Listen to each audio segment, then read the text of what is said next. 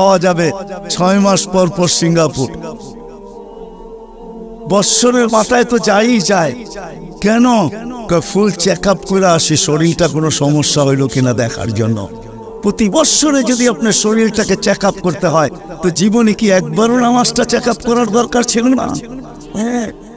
রাগ হয়ে গেলেন? কুমিল্লার মানুষ রাগ হয় না, কিন্তু জীবনে তো একবারও নামাজটা চেক আপ করার দরকার ছিল। জীবনে তো একবারও আমার সূরাগুলা চেক আপ করা দরকার ছিল। জীবনে তো একবারও দুরূদ শরীফটা চেক আপ করার দরকার ছিল, যে দুরূদ আপনাকে জান্নাতে নিয়ে যাবে। আমি দলিল দিতেছি, এই উম্মত জাহান্নামে দুজক থেকে পুলসেরাতের থেকে পয়রা কেন ডাইরেক্ট দুজকে যাবে না। এই উম্মতে মুহাম্মাদি সাল্লাল্লাহু আলাইহি ওয়াসাল্লাম দুজকে যদি পুলসেরাতের থেকে পড়েও যায়, তো পুলসেরাত ধরে লটকায় থাকবে, ঝুলা থাকবে, অপেক্ষা চলতে থাকবে দুরূদ আছে কিনা। যদি দুরূদ থেকে থাকে, নবীজির উপরে পড়ছে, ওই দুরূদ থেকে থাকে, তাহলে দুরূদ আসবে আর একে উঠা পুলসেরাতের উপরে দাঁড় করাবে, দুরূদ একে পার করাবে। আপনি বলে করছেন নবীর দুরূদ এমনি? শুধু শুধু কোরআন পেলা দিছে।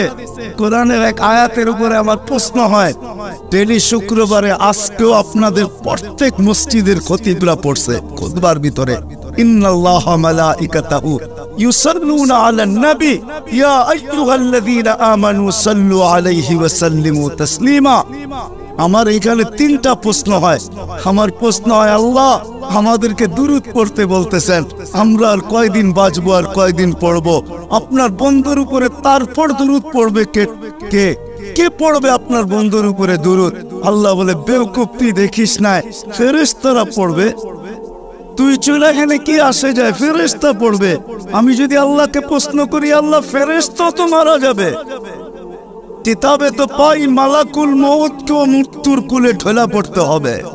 সর্বশেষ উনি মারা যাবেন, গুনার পরে আর কেউ মারা যাবেন না। সর্বশেষ আল্লাহ জিজ্ঞেস করবে, মান বাকিয়া, কে বাকি? তো মালাকুল মউত বলবে, আনা ওয়া আনতাল হাইয়ুল্লাযী লা তামুত, আমি বাকি আর আপনি চিরঞ্জীব, আর কেউ নাই। আল্লাহ বলবে, ফাতামুত আনতা, এবার তোমার পালা, তুমি মরো। আল্লাহ চুক্তি দিবে, লি আন্নী কাতাবতুল মউত আলা মান তাহতা আরশি, আমার আরশের নিচে লেখা আছে, দেখো আমার আরশের নিচে যে আছে তাকে মৃত্যুর স্বাদ পান করতে হবে, হবেই হবে। আল্লাযী হাইলা ইয়ামুত ফাহুয়া ফাওকা আরশি, যে চিরঞ্জীব সে আমার আরশের উপরে বিরাজমান, তুমি আরশের নিচে বিদায় তুমি মরো।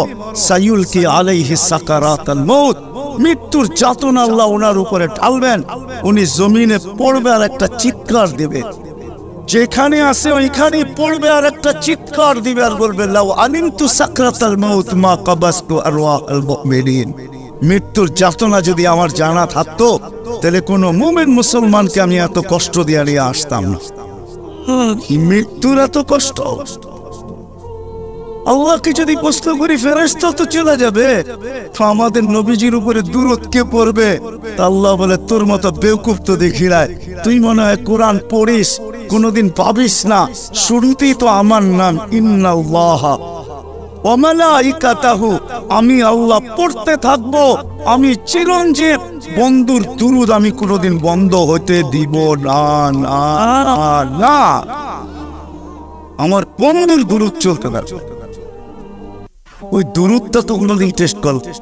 রাগ পেয়ে গেলেন আপনারা? আমি কুমিল্লা বেশি আসি না, একবার আসছিলাম মনে হয় আপনাদের ঈদগাহ মাঠে নাকি, একবার আসছিলাম, আর দ্বিতীয়বার আসছি শহরের। এর আগে আর আমি কখনো আসি না, এটা আমার দ্বিতীয়বারই। জানি না এটা শেষ হয় কিনা, তৃতীয়বার আসা হয় কিনা এটাও জানি না। বাঁচলে তো আসবো, রিজিক থাকলে তো আসবো। এই জন্য দরুদ তো কোনোদিন আমি টেস্ট করলাম না, দোয়ায় কুনুত তো করলাম না, দোয়ায় কুনুত তো করলাম না, অথচ ডেলি তো আমি পড়ি। 18টা অঙ্গীকার করি আল্লাহর সাথে, 18টা দোয়ায় কুনুতে 18টা অঙ্গীকার আছে, 18টা অঙ্গীকার।